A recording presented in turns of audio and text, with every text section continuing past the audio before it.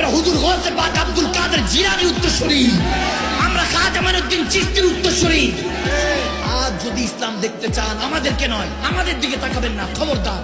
আমরা ইসলামের মাপকাঠি নয়, দেখতে হলে আবু বকর সিদ্দিকের দিকে তাকান, সাদাকাতের সমুদ্র দেখিয়ে দিব, ঠিক কিনা? যদি দেখতে হয় ফারুক আজম ওমর ইবনুল খাত্তাবের দিকে তাকান, খেলাফতের সমুদ্র দেখিয়ে দিব, ঠিক কিনা? যদি দেখতে চান উসমান জুন্নুরাইনের দিকে তাকান, আদালতের সুজাতের আদবের দৃষ্টান্ত উপস্থাপন করে দিব। শের খোদা মওলা আলী মুর্তজার দিকে তাকান, বেলায়েতের সমুদ্র রেখে দিব। ইমামে হাসানের দিকে তাকান, চেহারার সকল নুরানিয়াত রেখে দিব। ইমামে হোসেনের দিকে তাকান, আমরা শাহাদাতের মিসাল উদাহরণ রেখে দিব।